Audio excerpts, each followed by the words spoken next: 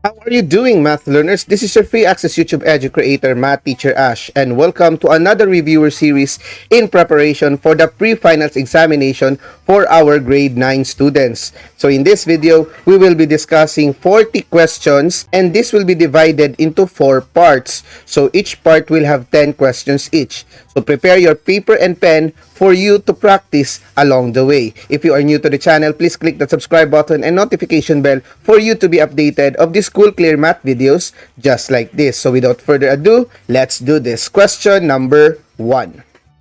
Below are the trigonometric ratios except A. Sine, B. Cosine, C. Tangent, or D. Alpha. I'll give you 5 seconds to think about your answer.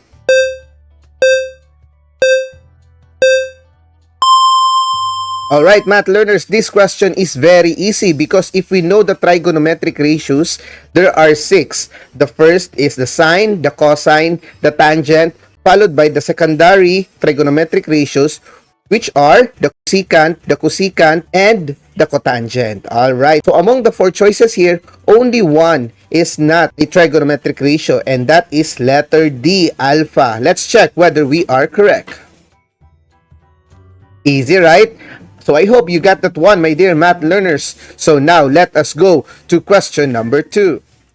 For numbers 2 to 3, refer to figure 1. What is sine theta? Is it A over N, B, A over D, C, N over A, or D, D over N? I'll give you 5 seconds to think about your answer.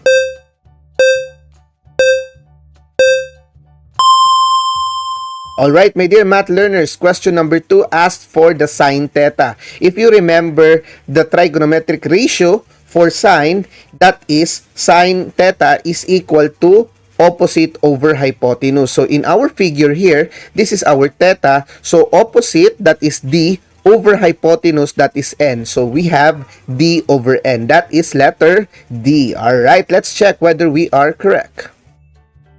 Easy, right? So now let us go to question number 3. What is cosine theta? Is it A, D over N, B, N over A, C, N over D, or D, A over N? I'll give you 5 seconds to think about your answer.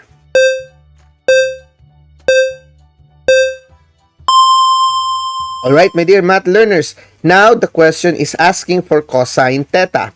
Now, cosine theta for trigonometric ratios, we have cosine theta is equal to adjacent over hypotenuse. So, if this is our theta, our adjacent would be A and our hypotenuse would be N. So, that would be A over N. That is still letter D. Let's check whether we are correct. Alright, easy, right? Now, let us go to question number 4. If tan theta is equal to 8 over 15, what is the value of sine theta? Is it A, 8 over 15, B, 15 over 17, C, 8 over 17, or D, 15 over 8? I'll give you 5 seconds to think about your answer.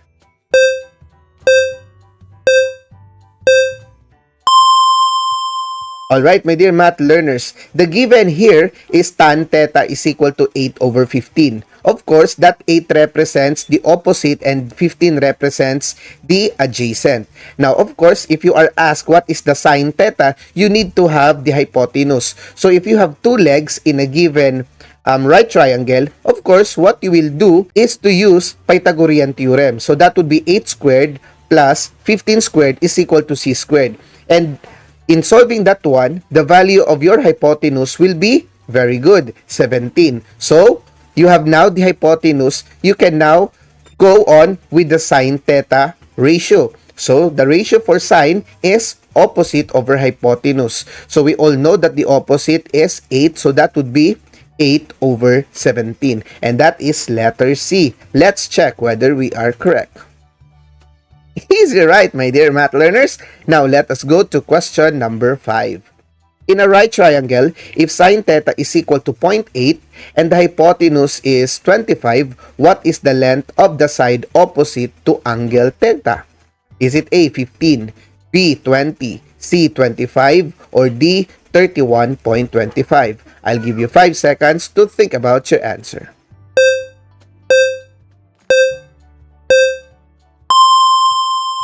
Alright, my dear math learners, it is said here that sine theta is equal to 0.8. So that is the value of our sine theta.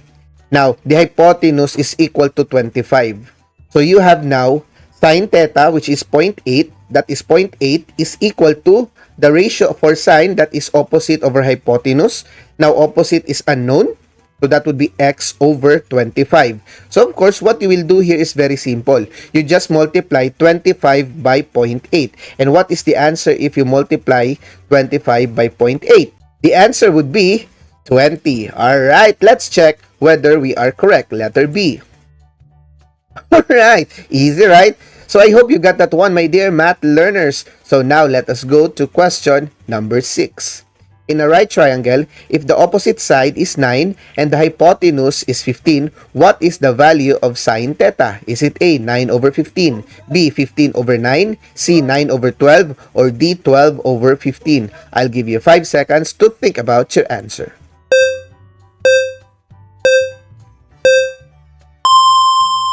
Okay, my dear math learners, this question is very easy. Why? Because the opposite and the hypotenuse are already given, in which these are the things we need in getting the trigonometric ratio for sine, which is opposite over hypotenuse. So opposite is 9, hypotenuse is 15, therefore we could say 9 over 15. Letter A. Let's check whether we are correct.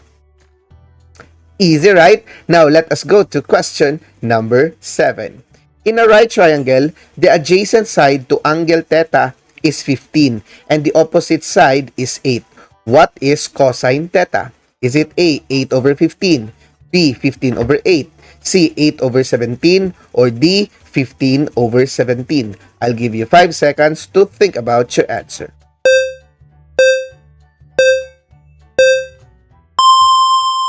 Alright, my dear math learners, the given here are adjacent and opposite. Those are the things we need for tangent. But the question is, what is the cosine theta?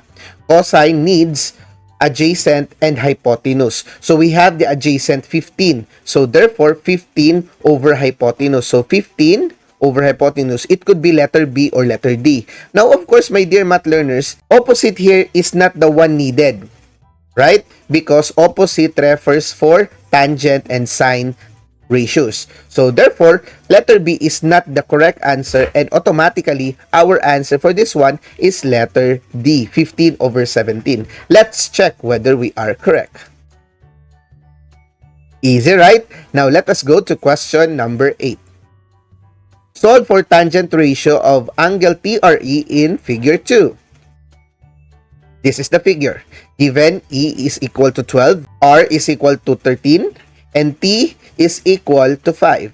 Is it A, 0.38, B, 0.42, C, 0.92, or D, 2.4? I'll give you 5 seconds to think about your answer.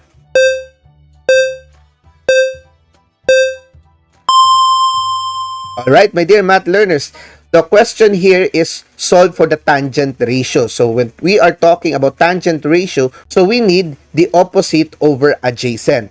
So the opposite in our figure is 5 and the adjacent is 12. So that would be 5 over 12. Of course, in order for you to get the actual value, you just divide 5 by 12. And the answer for that is 0.42. And that is letter B. Let's check whether we are correct. Letter B. Alright, easy, right? Now let us go to question number 9. Which of the following statement is correct with respect to figure 3? Given 60-degree angle with side 5 adjacent. Alright. Is it A, sine 30 is equal to I over Y, B, X is equal to 10, C, sine 60 is equal to Y over 5, or D, cosine 60 degrees is equal to 5 over Y? I'll give you 5 seconds to think about your answer.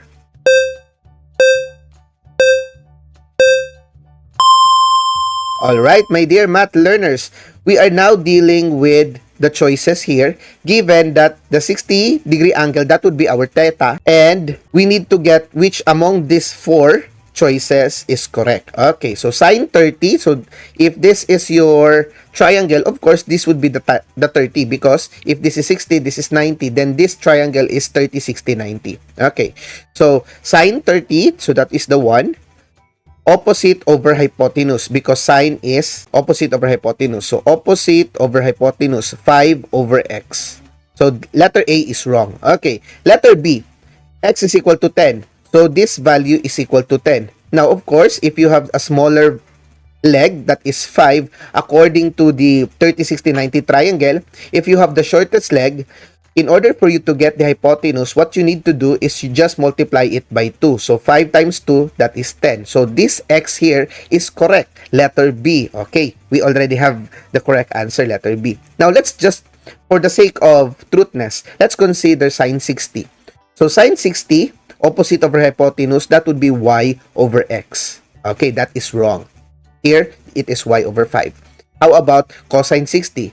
Cosine 60 or cosine means adjacent over hypotenuse. So, that would be 5 over x.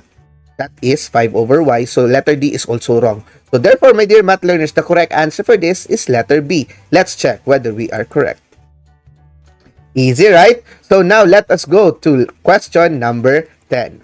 What is sine 45? Is it A, 1/2, B, square root of 3 over 2, C, square root of 2 over 2, or D, 2 over square root of 2? I'll give you 5 seconds to think about your answer.